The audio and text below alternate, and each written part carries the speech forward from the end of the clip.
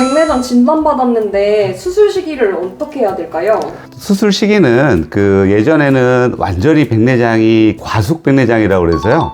완전히 심할 때까지 거의 시력이 한 0.1 이하가 나올 때까지 기다렸었거든요. 하지만 최근에는 이제 수정체 수정체 껍데기를 남겨놔서 그 안에다 인공수정체를 넣어줘야 되기 때문에 본인이 불편하면 받는 경우가 많습니다. 보통은 저 같은 경우에는 안경을 끼고도 시력이 한 0.7 이하가 나오면 권하고요. 근데 이제 폐쇄각 녹내장이라든지 아니면 어떤 다른 질환 같은 것들이 동반돼 있어서 당뇨나 이런 다른 치료, 레이저 치료 같은 걸 받아야 되는 사람들은 그거보다 좀 빨리 좀 수술을 받을 걸 권해드리고 있습니다. 왜냐하면 폐쇄각 녹내장 같은 경우에는 그거를 백내장 수술을 하게 되면 녹내장 자체가 좀 좋아지는 경향이 좀 있거든요.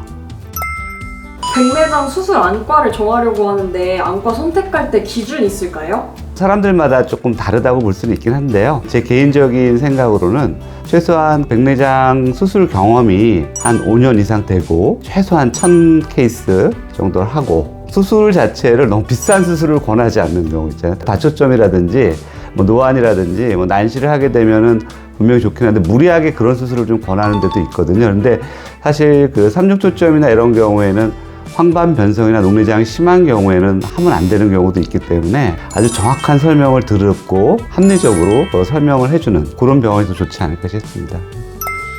백내장은 나이가 들면 꼭 해야 되는 수술인가요? 백내장은 나이가 들면은 아무래도 많이 생길 수밖에 없어요. 구조적으로 수정체 바깥쪽에서 안쪽으로 자꾸 이렇게 양파가 쌓이듯이 되는 구조이기 때문에 나이가 들수록 점점 딱딱해지고 자외선이라든지 여러 질환에 노출되기 시작하면서 이 백내장이 혼탁이 오는 거거든요. 이쪽 부분에. 그래서 여기가 이제 계속 응축이 되고 단단해지고 그러니까 빛 투과가 들어가야 되는데 빛 자체가 이렇게 투과가 잘 안 되는 그런 경우에 해당이 되거든요. 그래서 지금은 봤을 때 예전에 한 40년 전에는 아무래도 평균 수명이 한 60대라고 봤을 때 60대 이후까지 사시는 분들이 많지 않기 때문에 백내장 수술을 많이 안 받으셨을 거예요. 근데 이제 점점 평균 수명이 높아지잖아요. 지금은 이제 80대 정도 되고 앞으로 100세까지도 산다고 하니까 그렇다고 한다면은 거의 대부분 백내장은 오지 않을까 이렇게 보습니다. 지금도 굉장히 많은 퍼센티지에서 한 80, 90% 이상에서는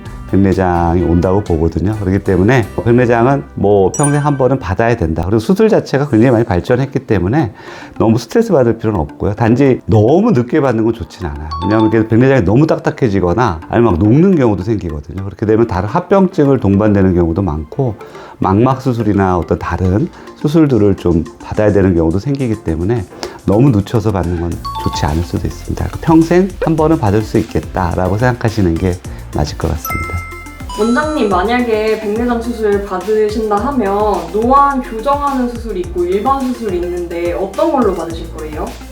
사실 가끔 환자분들도 그렇게 직접 물어보시는 경우도 있거든요. 근데 지금 보면 이제 사실 다초점은 이제 초점을 세 군데 맞추는 거거든요. 그렇기 때문에 아무래도 초점이 멀리, 중간, 가까이 세 군데로 하나의 빛을 나눠놓기 때문에 선명도가 좀 떨어져요. 그리고 밤에 빛 번짐이 좀 있을 수밖에 없거든요. 그게 일반적인 경우에는 여쭤보면은 100명을 하면 한 90명 정도는 그런 증상을 느끼긴 하지만 생활하는데 그렇게까지 문제가 없다고 하고 10명 정도는 굉장히 불편해 하거든요, 실제로. 그래서 아주 예민하신 분들 같은 경우. 근데 저는 이제 수술 현미경을 보면서 백내장 수술이나 여러 가지 수술들을 해야 되는 안과 의사이기 때문에 안과 의사는 이제 사실 다초점 백내장 수술, 노안 백내장 수술을 권하지 않아요. 왜냐하면 이제 그렇게 안과 의사뿐만 아니라 보석 세공사라든지 아니면 현미경을 자주 보는 어떤 연구하는 업종이라든지 비행기 조종사 이런 분들은 다초점 수술 자체가 선명도가 좀 중요하기 때문에 권하지 않고요. 단지 만약에 이제 더 발전을 하면은 저도 다초점, 3중초점을 받을 생각이에요. 왜냐면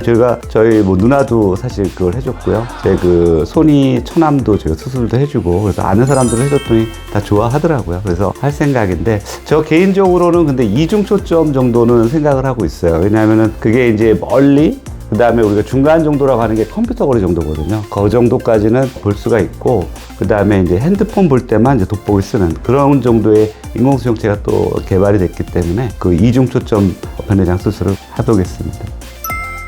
백내장 수술을 모든 안과 의사가 다 하는 건 아니라고 하는데 그게 무슨 얘기일까요? 백내장 수술을 다 할 수 있는 건 아닙니다. 사실 우리가 내과, 소아과, 이비인후과, 산부인과 이렇게 다 나눠져 있잖아요.